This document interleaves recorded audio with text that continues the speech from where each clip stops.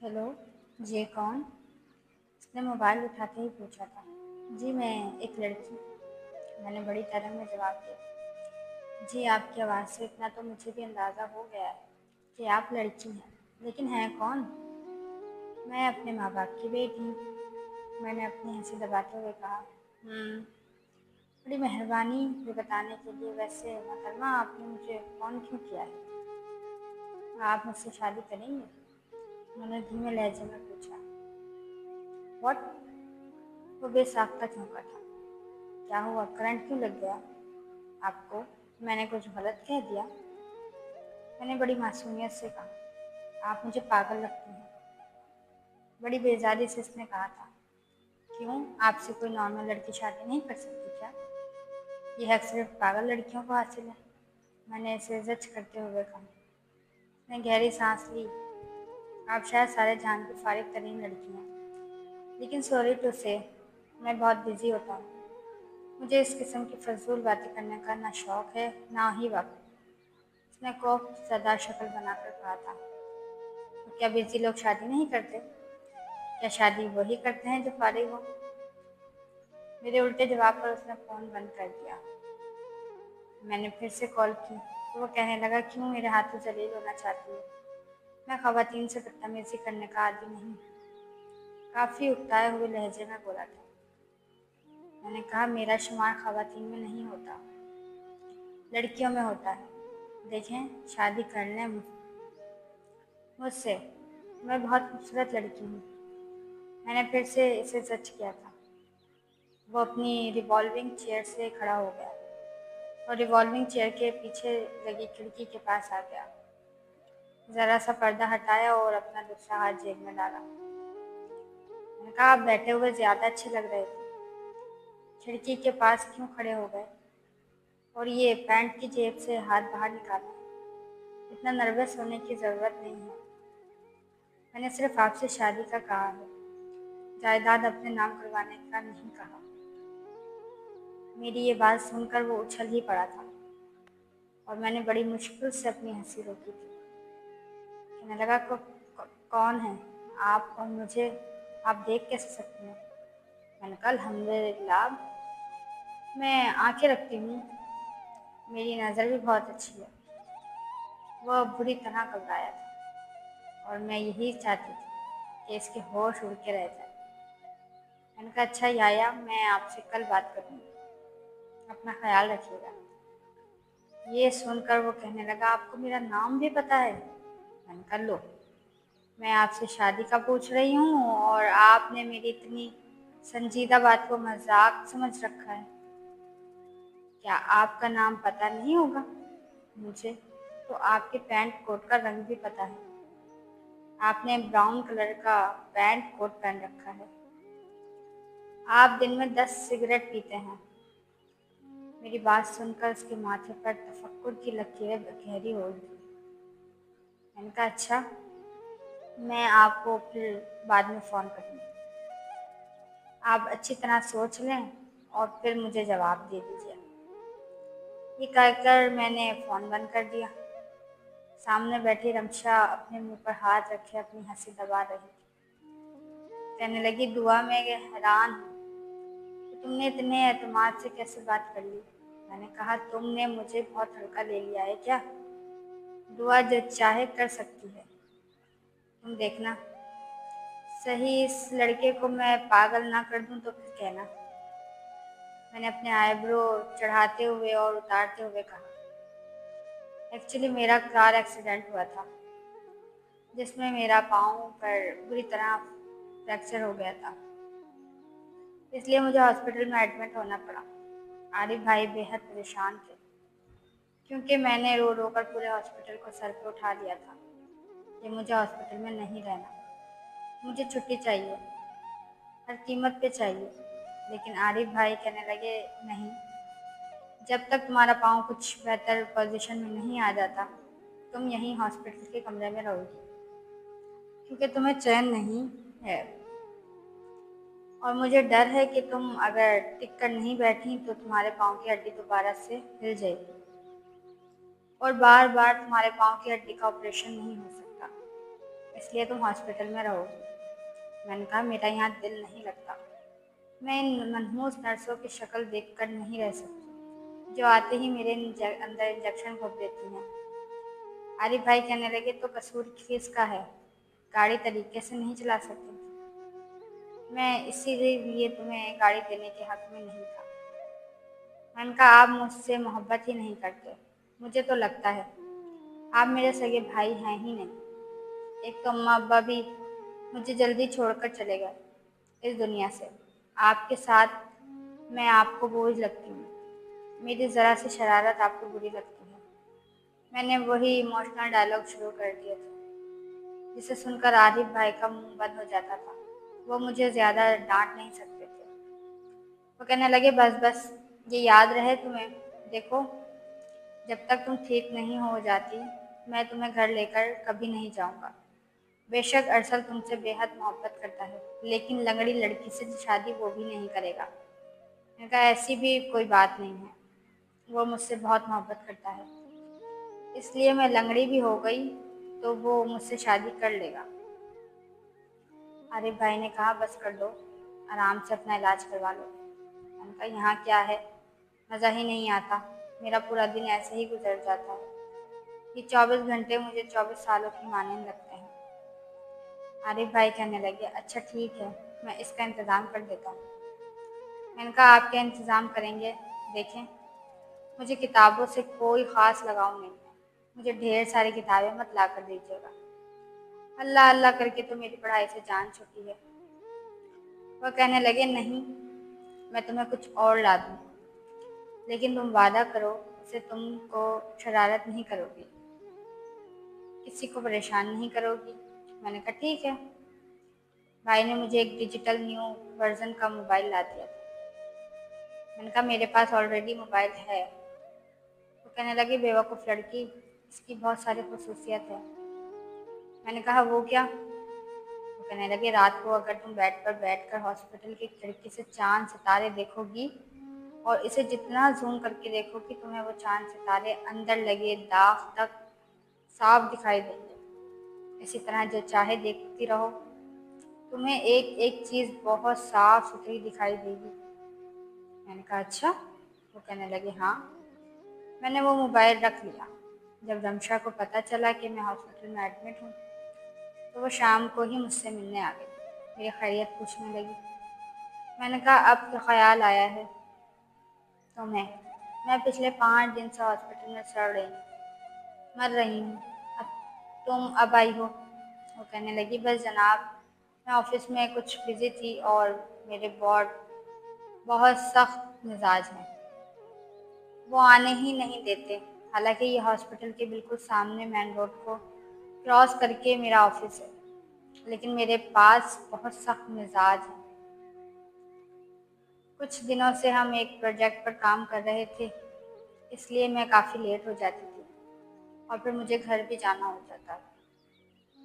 तुम्हें पता है कि छोटे बच्चे की जिम्मेदारी है, इसलिए आज ही फुर्सत मिली है। मैंने कहा तुम्हारा ऑफिस यहाँ से 2 कदम पर है और तुम्हारा बॉस तुम्हें 10 मिनट की भी छुट्टी नहीं दे सकता। वो कहने लगी तुम जानती नहीं सरियाया को। मैंने कहा ये जो बुढ़े किस्म के बॉस होते हैं ना, ये होते ही खड़ूस हैं, अपनी बीवी से लड़ झगड़ कर आते हैं और सारा गुस्सा स्टाफ पर निकालते हैं। वो कहने लगी वो बुढ़ा नहीं है, अच्छा खासा है, हैंडसम है, देखने में काफ़ी खूबसूरत भी है, लेकिन इसके साथ लेडीज स्टाफ को भी बात करने की हिम्मत नहीं, बस हुक्म चलाने की आदत है। कहता है जो जो कहता हूँ बस करते चले जाओ। दूसरों को मशीन समझता है, इंसान तो समझता ही नहीं है। मैंने कहा बीवी से यकीनन लड़के आता होगा। वो कहने लगी शादी नहीं हुई उसकी। मैंने कहा फिर भी ऐसा है? वो कहने लगी हाँ फिर भी ऐसा ही है। मैंने कहा चलो छोड़ो, मैं इसको अपने मोबाइल दिखाने लगी जो भाई ने मुझे लेकर दिया था। वो कहने लगी ये तो बहुत ज़बरदस्त है। मैंने कहा क्या ज़बरदस्त है, मैं क्या करूँ चांद सितारों में, मुझे तो कोई दिलचस्पी नहीं है। वो कहने लगी चलो आओ, मैं तुम्हें एक बेहतरीन इंटरटेनमेंट बताती हूँ। मैंने कहा वो क्या? उसने व्हील चेयर पर बैठने में मेरी मदद की और मुझे खिड़की के पास ले गई। खिड़की के पर्दे हटाए, फिर वो कैमरा मुझे पकड़ाया। वो कहने लगी, इसे जूम करके, सामने ही आया सर के ऑफिस का रूम है। वो किसी को डांट रहा था। सामने टेबल पर इसने जोर से फाइल फेंकी और पता नहीं क्या बातें सुना रहा था। दिखने में वाकई काफ़ी हैंडसम था, लेकिन काफ़ी संजीदा भी। वो कहने लगी, बस जब तक तुम हॉस्पिटल में हो इनको देखती रहा करो, तुम्हारा दिल भी लगा रहेगा और एक दिलचस्पी के ढेर भी तुम्हारे हाथ आ जाएगा। मैंने कहा हाँ, कह तो ठीक रही हो। मैंने कहा हाँ, लेकिन देखो, जब भी तुम्हें टाइम मिले तो मुझसे मिलने ज़रूर आना। वो कहने लगी, हाँ आ जाऊँ। अब मैं यही करती थी। सुबह उठती थी, नर्स मुझे ढेर सारी दवाएं खिलाती थी और मैं इसे कहती थी कि मुझे व्हील चेयर पर बिठा दो। वो बिठा देती थी। मैं कमरे की खिड़की के पास आ जाती, हल्का सा पर्दा हटाती और याया नामी शख्स को देखने लगती। अच्छी खासी पर्सनैलिटी थी बंदे की। यूं तो इसमें दिलचस्पी के लायक कुछ खास चीज़ें नहीं थी। अलबत्ता जब रिमशा ने इसके ऑफिस में जाती तब मुझे बड़ा मज़ा आता था। मैं बड़ी दिलचस्पी से देखती थी। आज भी इसे शायद किसी चीज़ पर डांट पड़ रही थी जब मैंने इसे दूसरे मोबाइल से कॉल की और वो बार बार अपने हाथ से मोबाइल की कॉल काट रही थी। मुझे ये सब कुछ देखकर बड़ा मज़ा आ रहा था, क्योंकि ये सीन मैं लाइव देख रही थी। फिर वो कमरे से बाहर निकली, फिर इसकी कॉल आई। क्या मुसीबत है, ऑफिस टाइम में हूँ। मैंने कहा हाँ मुझे पता है, अभी अभी तुमने अपने बॉस से अच्छी वाली खातिर करवाई है। कहने लगी, तुम मुझे देख रही हो। मैं हंसने लगी। मैंने कहा और क्या, तुम्हारा वो खड़ूस किस्म का बॉस मुझे तो अच्छा नहीं लगा कि मैं इसे देखती रहूं। अच्छा बताओ हुआ क्या। तो कहने लगी, कुछ नहीं, कोई भी चीज़ इनके मिजाज के मुताबिक ना हो तो ऐसे ही चिल्लाते हैं। मैंने कहा आज मिलने आऊंगी। वो कहने लगी, हाँ आ जाऊंगी, मुझे काम करने दो, वैसे भी जगह जगह कैमरे लगे हुए हैं। और फिर इन्होंने देख लिया कि मैं फ़ोन पर बातें करती हूँ तो मेरी शामत फिर से आएगी। इसने फ़ोन बंद कर दिया। मैं इधर उधर दूसरी बिल्डिंग्स में देखने लगी। सामने की कई इमारतों में बस ऑफिस ही बने हुए थे, कुछ खास नहीं था। फिर मैं गाड़ियों को देखने लगी। जब रेड लाइट पर गाड़ियाँ खड़ी होती हैं तो मंजर काफ़ी दिलचस्प होता है। बाइक पर बैठी बीवी अपने शौहर से किसी न किसी बात पर बहस कर रही होती है, तो कहीं गाड़ी में बैठे हुए बच्चे बाहर देख रहे होते। कुछ न कुछ मुझे ऐसा मिल जाता था जिससे मेरा दिल इस हॉस्पिटल के बंद कमरे में लगने लगता था। मैं अभी सड़कों और आने जाने वाली गाड़ियों को देख रही थी कि जब मेरी नज़र इसी नौजवान पर पड़ी। वो अपनी गाड़ी में बैठ रहा था। गाड़ी में बैठते ही इसने सिगरेट जलाया और सिगरेट पीने लगा। साथ ही कार स्टार्ट की और वहाँ से चला गया। मैंने नोट किया कि वो पूरे दिन में 8 से 10 सिगरेट ज़रूर पीता है। वो कैसे उठता है, कैसे बैठता है, क्या करता है, मुझे इसकी हर बात अज़बर याद हो जा चुकी थी। और दिमाग में एक शैतानी आइडिया भी आया था जिस पे मैं ज़ेरे लब मुस्कुराई थी कि अगर ऐसा कुछ इंटरटेनमेंट मिल जाए तो बाकी के दिन हॉस्पिटल में गुजारना आसान हो जाएंगे। जब रिमशा मुझसे मिलने आई तो मैंने इसे अपनी बात बताई। वो कहने लगी, पागल हो गई हो क्या, अगर इन्हें शक भी हो गया तो तुम नहीं जानती शामत मेरी आएगी। मैंने कहा तुम्हारी क्यों आएगी, तुम्हारा काम ही नहीं है। वो कहने लगी, तुम्हें नहीं पता, मैंने इन्हें बता रखा है कि सामने मेरी दोस्त हॉस्पिटल में एडमिट है। मैंने कहा इसे इल्हाम हो जाएगा कि इसे देखने वाली लड़की या इससे बात करने वाली लड़की सामने हॉस्पिटल में एडमिट है। तुम पागल तो नहीं हो, जो तुम करना चाह रही हो इसका शक सीधा हॉस्पिटल पर जाएगा। मैंने कहा इतना भी कोई कुछ सुपर हीरो नहीं है, बस मैं इसे थोड़ा सा परेशान करना चाहती हूँ, इसकी हवाएं उड़ाना चाहती हूँ, जिसे वक्त तुम लोगों को ही उड़ाता है। मेरे ख्याल से कोई हर्ज वाली बात नहीं है और मैं कौन सा सारी ज़िंदगी यहाँ हॉस्पिटल पर रहने वाली हूँ। 1 डेढ़ महीने बाद मैं वापस चली जाऊँगी। वो कहने लगी, लेकिन तुम बात क्या करोगी? मैंने कहा, मैं कहूँगी कि आप मुझसे शादी कर लें।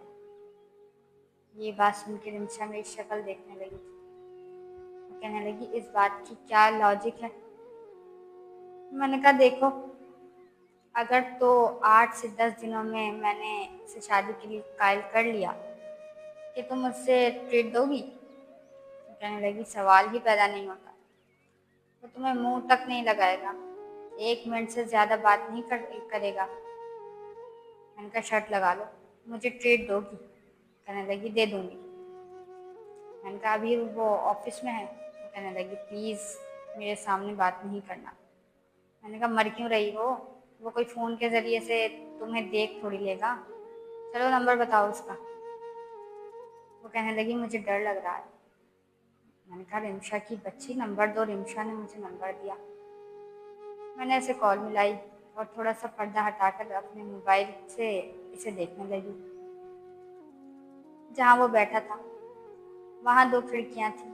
एक बिल्कुल हॉस्पिटल के सामने, जहाँ से वो मुझे सामने रिवॉल्विंग चेयर पर बैठा नजर आ जाता था, और एक खिड़की पिछली जानिब थी, जहाँ से वो अपने स्टाफ को देखता था। जैसे ही इसने फ़ोन उठाया, वो मुझसे पूछा कि मैं कौन हूँ। मैंने इसके हर सवाल का उल्टा जवाब दिया। बहरहाल, मैं ये एतमाद से कह सकती थी कि मेरे फ़ोन बंद करने के बाद भी वो 10 मिनट मेरे बारे में ही सोचता रहा होगा। रिमशा जा चुकी थी और मुझे ताकीद करके गई थी कि ज़्यादा फजूल बातें मत करना, क्योंकि जब तुम बहुत फजूल बोलती हो तो कहीं ना कहीं कोई ना कोई बात मुझसे ऐसी निकल जाती है जिससे तुम पकड़ी जा सकती हो, और तुम्हारे पकड़े जाने का मतलब मैं फंस जाऊंगी। मैंने कहा, नहीं नहीं, बस 8 दिन की बात है। मैंने कौन सा सचमुच इससे शादी करनी है? शादी तो मैं अपने अरसल से ही करूँगी। रिमशा मुझसे कह चुकी थी कि अब वो मुझसे मिलने हॉस्पिटल नहीं आएगी। पता नहीं क्यों डरती थी इतना। अरे वो इंसान था, कोई आदमखोर थोड़ी था। अगले रोज़ मैंने इसे फिर फ़ोन किया। इस बार पहली बेल पर इसने फ़ोन उठाया था, और ये देखकर मैं अंदर ही अंदर बड़ी खुश हुई थी। मैंने सलाम किया, उसने सलाम का जवाब दिया। मैंने कहा, फिर क्या सोचा आपने?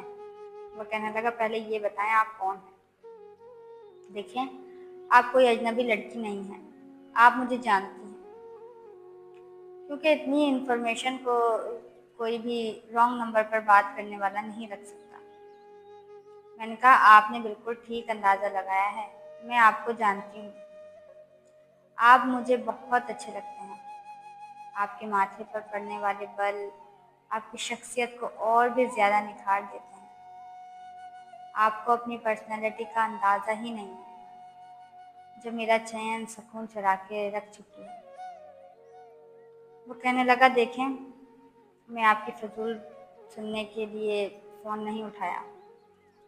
आप कौन हैं ये जानने के लिए ही उठाया है। मैं व्हील चेयर पर ही बैठी थी, इसे घसीटते हुए खिड़की तक लेकर आई। हल्का सा पर्दा हटाया और मोबाइल से जूम करके उसे देखने लगी। वो काफ़ी संजीदगी से अपनी कुर्सी पर बैठा बात कर रहा था, साथ में पेन अपनी उंगलियों में अलट पलट कर रहा था। मैंने कहा, पहले पेन तो साइड पे रख दें, ऐसे कैसे बात होगी? वो फिर से चौंका था, पूरे कमरे का जायजा लेने लगा। मैंने कहा, इधर उधर कहाँ देख रहे हैं? मैंने कोई खुफिया कैमरा थोड़ी लगा रखा है, मैं तो दिल की आंखों से आपको देखती हूँ। वो कहने लगा, शट अप, आप सीधी तरह बताओ कि तुम कौन हो। मैंने कहा, अगर ऐसे रूखे लहजे में बात करनी है तो मैं कभी भी नहीं बताऊंगी कि मैं कौन हूँ। वो कहने लगा, मत बताओ, मेरी तरफ से भाड़ में जाओ, अब मुझे फ़ोन नहीं करना। मैंने कहा, शादी आपसे ही करूँगी, याद रखिएगा। वो फ़ोन बंद कर चुका था, लेकिन अपनी रिवॉल्विंग चेयर से खड़ा हो गया था। वो इधर उधर देखने लगा, अपनी चेयर के पीछे लगी जालीदार पर्दे को जरा सब पीछे करके अपने स्टाफ को देखने लगा। सोच में तो वो पड़ गया था कि ये कौन है जो इसे देख रही है। अगर ऑफिस की कोई एम्प्लॉय होती तो इसकी हरकत को देख नहीं सकती थी।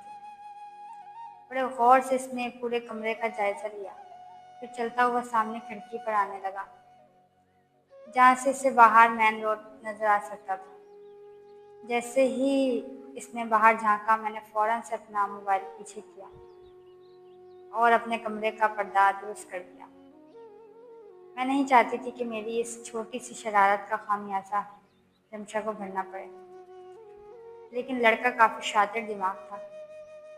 मैं अभी अपनी फोल्डिंग बेड के करीब ही आई थी कि जब अरसल की कॉल आने लगी। मैंने फ़ोन उठाया। मैंने कहा, आ गया तुम्हें ख्याल? वो कहने लगा, तुम बाज नहीं आ सकती, टांग तुड़वाना ज़रूरी थी, मुझे आरिफ भाई ने आज ही बताया। मैंने कहा, हाँ, आरिफ भाई को तो मौका चाहिए मेरी बुराई ना करने का, ये सोचे समझे बगैर कि जिससे बहन की मंगनी करते हैं, इसके सामने बहन की छोटी छोटी तारीफ़ें करनी चाहिए, इसकी बुराइयां नहीं करनी चाहिए। इनका क्या है, ज़िंदगी तो मेरी बर्बाद हो जाएगी, सारी ज़िंदगी तुम मुझे ताने दोगे। वो कहने लगा, और तुम इतनी शरीफ कि मैं ताने चुपचाप सुनोगी? सुधर जाओ, दुआ हर वक्त की शरारतें अच्छी नहीं होती। खुदा न खास्ता अगर मज़ीद सीरियस एक्सीडेंट हो जाता या तुम्हें ज़्यादा चोटें आ जाती तो क्या होता? वो काफ़ी फिक्रमंदी से पूछ रहा था। मैंने कहा, तब भी तुम मुझसे शादी कर लेते। वो कहने लगा, फिर वही मजाक, कभी संजीदा भी हो जाया करो। मैंने कहा, संजीदा होके करना क्या है? देखो, जब तक जिंदगी है ना, तब तक दिल खोल कर जीना चाहिए, इंजॉय करना चाहिए। हाँ, इस दौरान अगर तो छोटी मोटी चोट लग जाए तो परवाह नहीं करनी चाहिए। वो कहने लगा, लेकिन मैं नहीं चाहता कि तुम्हें कोई बड़ा नुकसान पहुंचे। मैंने कहा, इतनी मेरी फिक्र है तो वापस आ जाओ। कहने लगा, हाँ, बड़ी मुश्किल से मेरी जॉब लगी, अब मैं अपनी जॉब छोड़कर जाके यहाँ पाकिस्तान में आ जाऊँ तुम्हारी खिदमत करने। मैंने कहा, मुझे समझ आ गई, तुम मेरे पक्के आशिक नहीं हो, वरना वाकई मेरे एक्सीडेंट का सुनकर आ जाते। वो कहने लगा, अच्छा ठीक है, बस 1 साल की बात है, आ जाऊँगा। ये बताओ, तबीयत कैसी है तुम्हारी? मैंने कहा, तब तुम्हारी बगैर बहुत उदास हूँ। वो कहने लगा, मैं भी तुम्हें बहुत मिस करता हूँ। मैंने कहा, झूठ मत बोलो, वहाँ पर रंग बिरंगी गोरी गोरी अंग्रेज लड़कियों के बीच में बैठे हुए तुम्हें दुआ क्यों याद आएगी? वो कहने लगा, मुझे पता था, ये जो औरतों के अंदर शक का कीड़ा होता है। मैं सोच ही रहा था कि अभी तक तुमने मुझसे कहा क्यों नहीं। मैंने कहा, देख लो, मैंने कह दिया, सच सच बताओ, किसी के साथ कोई अफेयर तो नहीं चल रहा? वो कहने लगा, पागल हो गई हो क्या? यहाँ मैं पाई पाई जोड़ रहा हूँ ताकि जब वापस आऊँ तो तुम्हें हर सहूलियात दे सकूँ। ये तो आरिफ भाई की मेहरबानी है कि मुझसे जैसे मिडिल क्लास लड़के से उन्होंने अपनी बहन की मंगनी कर दी और मुझे मौका भी दिया है। अब मुझे अपना आप मनवाना भी है। तो मैंने कहा, आरिफ भाई ने तो मानना ही था, क्योंकि वो मुझसे मोहब्बत करते हैं और मैं तुमसे। वो मुझे नाराज़ नहीं कर सकते थे। अरसल कहने लगा, लेकिन मुझे भी तो ये साबित करना है कि अगर उन्होंने मुझ पर भरोसा किया है तो मैं इस पर पूरा उतरूँ। मैंने कहा, ठीक है, शाबाश, मेरी दुआएं तुम्हारे साथ। खूब मेहनत करो, कमाओ और देखो, मैं किसी भी छोटे मोटे फ्लैट में नहीं रहूँगी। मेरे लिए तुम इतना ही बड़ा बंगला खरीदोगे जितना आरिफ भाई का है, और गाड़ी भी इसी मिडिल मॉडल की, बिजनेस भी इसी टक्कर का, सब कुछ वैसा ही होना चाहिए। मेरी बात पर वो हंसने लगा। कहने लगा, यानी कि अगले 10 साल मुझे यहाँ जापान में ही नौकरी करनी पड़ेगी। मैंने कहा, मैंने तुमसे कभी कुछ मांगा है? जहाँ रखोगे रह लूँगी, मैं वैसे भी कुछ बंद इस किस्म की लड़की हूँ। वो कहने लगा, बंगला तो नहीं दिला सकता, लेकिन एक लग्जरी फ्लैट ज़रूर लेकर दूंगा। बड़ी गाड़ी भी नहीं दिला सकता, छोटी गाड़ी में तुम्हें गुजारा करना पड़ेगा, और बाकी हर सहूलत तुम्हें मैसर कर सकता हूँ। और सबसे बड़ी बात, मेरी तमाम तर मोहब्बत की तो तुम वाहिद हकदार होगे। और क्या चाहिए तुम्हें? मैंने कहा बस इतना काफ़ी है, और प्लीज़ जल्दी आने की कोशिश करो। पिछले 1 साल में से मैंने तुम्हें नहीं देखा। मनु जानबूझकर यूं बोला जैसे अभी रो दूंगी। वो कहने लगा वो कहने लगा बड़ी ड्रामेबाज हो, रोज वीडियो कॉल पे बात करती हो, और इस पर तुम ये कह रही हो कि 1 साल से तुमने मुझे नहीं देखा। मैंने कहा कि वीडियो कॉल पर देखने से मुझे तो तसल्ली नहीं होती, मुझे तो सामने देखकर तसल्ली होती है। वो कहने लगा अच्छा ठीक है, मैं फ़ोन रख रख रहा हूँ। तुम्हारी लंबी तवील बातें मैं मज़ीद नहीं सुन सकता। दोबारा बात करूँगा, तुमसे अपना ख्याल रखना। मैंने कहा ओके बाय। मैं और अरसद यूनिवर्सिटी में इकट्ठे पढ़ते थे। वो एक मिडिल क्लास से ताल्लुक़ रखता था, लेकिन मेहनती लड़का था। अपनी तालीमी सिलसिले के साथ साथ इसने छोटी मोटी जॉब भी कर रखी थी। बहरहाल मुझ जैसी भी तरतीब लड़की और शरारती लड़की कब मोहब्बत के मामले में इतनी संजीदा हुई पता नहीं चला। कब अरसल मेरे दिल में मेरी धड़कनों के साथ धड़कने लगा। पता तब चला जब हम दोनों ही मोहब्बत में काफ़ी आगे बढ़ चुके थे। इन दिनों आरिफ भाई मेरे लिए रिश्ते देखने लगे, काफ़ी संजीदा नज़र आ रहे थे। जब उन्होंने मुझसे कहा कि रात को डिनर पर मेरा दोस्त और उसकी फैमिली आई, तुम तैयार रहना। मैंने कहा वो तो आते रहते हैं, तैयार होने की क्या ज़रूरत है। वो कहने लगे वो किसी ख़ास मकसद के लिए आएंगे। मैंने कहा आरिफ भाई किस ख़ास मकसद के लिए? मेरा दिल था कि ज़ोर से धड़का था। वो कहने लगे अब तुम बड़ी हो गई हो, तुम्हारी शादी भी तो करनी है। मैंने कहा अपनी तो की नहीं, मेरी क्यों करनी है? वो कहने लगा अपनी नहीं कर सकता क्योंकि तुम मेरी बीवी की मार के रख दोगे। जो तुम्हारी हरकतें हैं ना, वो बेचारी तो आपकी बहन ने खींचते हुए सामने वाले बंदे के शीशे तोड़ दिए। मैंने आरिफ भाई को तीखी नज़रों से देखा था। मैंने कहा बात मत करें मुझसे। फिर वो हंसने लगे, कहने लगे मैं भी शादी कर लूँगा, लेकिन मैं चाहता हूँ पहले तुम्हारी शादी हो जाए। अगर शादी नहीं हुई तो रिश्ता तो हो ही जाना चाहिए। मैंने कहा आरिफ भाई अगर मैं ये कहूँ कि मैं किसी को पसंद करती हूँ तो मेरी पसंद सुनकर वो मुझे हैरत से देखने लगे। वो कहने लगे तुम किसको पसंद करती हो? मैंने कहा क्यों, मैं किसी को पसंद नहीं कर सकती। वो कहने लगे मेरे लिए ये एक अनोखी बात होगी, तुम जैसी गैर संजीदा लड़की किसी को पसंद कर सकती है। मैंने कहा मुझे जवाब दें। वो कहने लगे अच्छा चलो, तुमने तो जो कर लिया, इस लड़के ने भी तुम्हें पसंद किया है? बड़ी हैरत से उन्होंने पूछा था। मैंने कहा क्या मतलब है? आपका मुझमें कोई बुराई है या मेरे अंदर कौन सी कमी है? वो कहने लगे अकल की कमी है, और बेवकूफ़ लड़कियां हर एक को पसंद नहीं आती। ये कहते हुए वो हंसने लगे। वो कहने लगे बुला लो उस लड़के को, कल शाम चाय पर मैं मिल लेता हूँ। मैंने कहा ठीक है, मैं अरसद से कहूँगी वो आ जाएगा, लेकिन एक मसला है। भाई कहने लगे वो क्या? मैंने कहा आप इनकार नहीं करेंगे? मेरी बात सुनकर वो कहने लगे देखो तुम मेरी सगी बहन, मैं तुम्हें रेल की पटरियों से पकड़ कर नहीं लाया, इसलिए किसी ऐरे गैरे के हाथों में सिर्फ इसलिए नहीं सौंप सकता कि तुम इससे मोहब्बत करती हो या वो तुमसे मोहब्बत करता है। मैं देखूंगा वो लड़का क्या करता है, कौन है। खाली जुमलेबाजियां लड़कियों को मुतवज्जा करती हैं, लड़कियों के घर वालों को नहीं।